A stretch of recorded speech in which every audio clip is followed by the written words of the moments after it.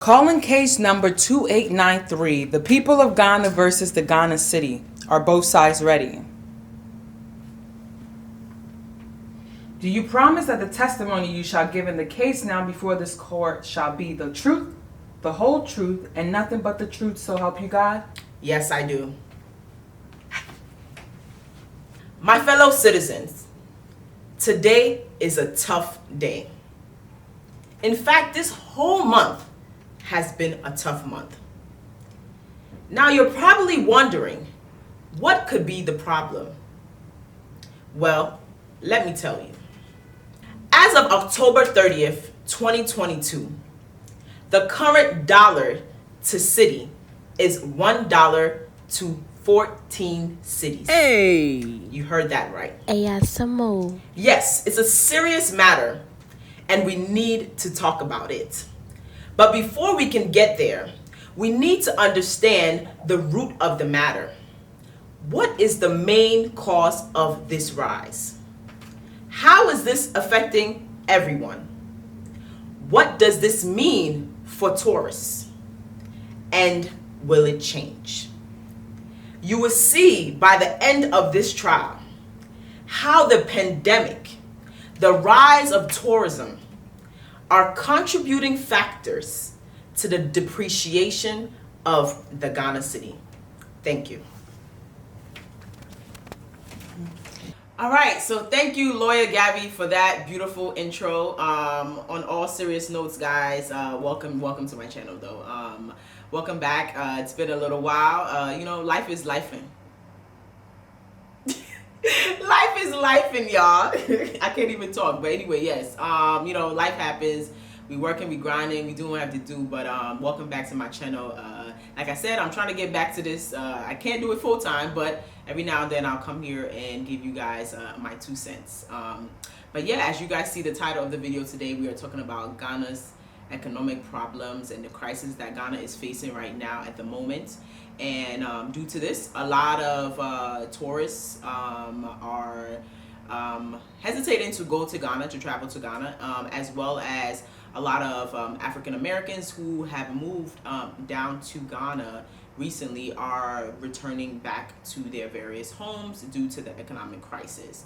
Today, I had the pleasure of listening to the president address his people in regards to the economic crisis and everything that is going on at the moment. And I have to say, I want to sum everything up. It was long. It was at least 30 minutes. And does it sound like there's some solution to whatever he's saying or whatever he's addressing?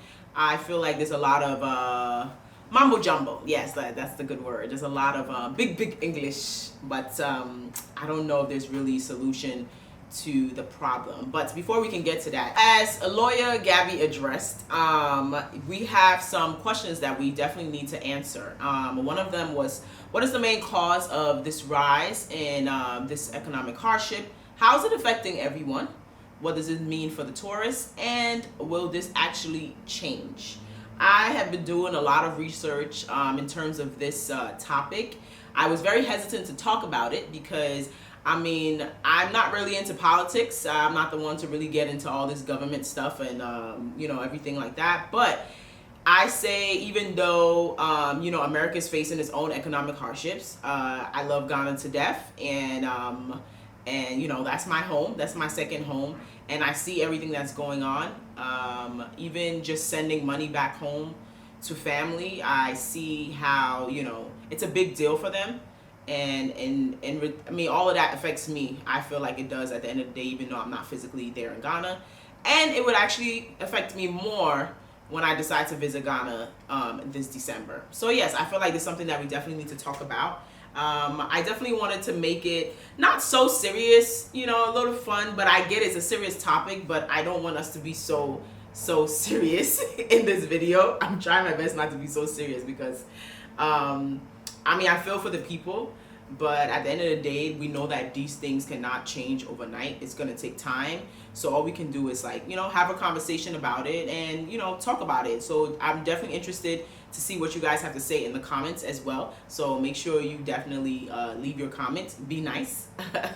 But yeah, let's definitely talk about it. So first, I kind of just wanted to talk about what the message that the president talked about today, which is Sunday, October 30th. One of the first things he talked about was the beginning of all the inflation, everything going on started back when the pandemic happened. So we know how much the pandemic affected so many people around the world. He talked about how so many people thought that more people would die in Ghana and just Africa in general, and that did not happen. And they managed to, you know, handle the situation very well. I have to say that Ghana is definitely one of the few countries that did not have that much death. There was definitely exposure there, but it was not that much, and they definitely, I feel like they definitely handled it really well. I mean, even though we did hear some, you know, unfortunate stories, but overall, I think they definitely handled, you know, the pandemic as much as possible.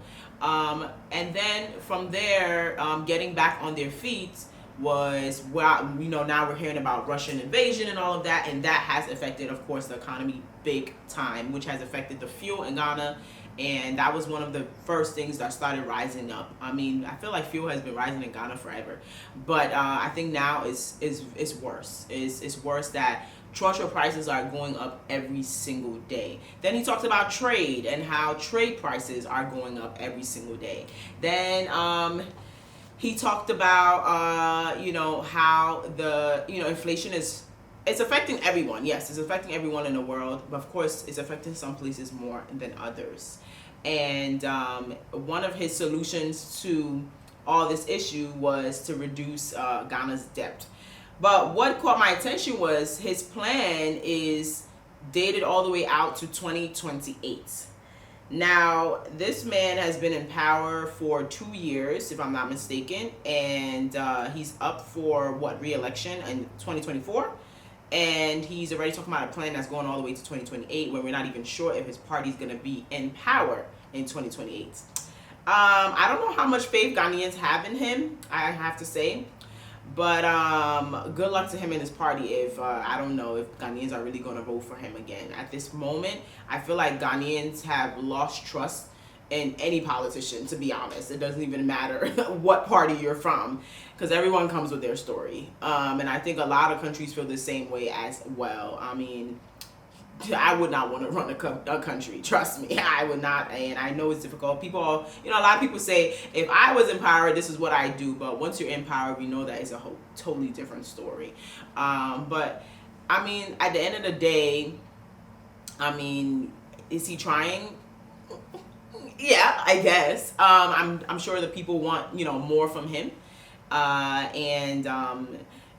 think me personally want more from him. I'm like, what are you guys doing? You know, what are you really doing at this point? Because it even took a while for him to even just address the people about what's going on. And even with this message that he has sent out, I'm sure there's a lot of people that don't even understand half the stuff he's saying, and they just not understanding how this is going to trickle all the way down to the, you know, the person who makes the least, you know, our farmers, our people who live in villages, you know, I mean, the poverty line in Ghana is much higher than a lot of other countries. So how do you get these people to understand that you are actually making an impact in their life and you're changing something about what's going on?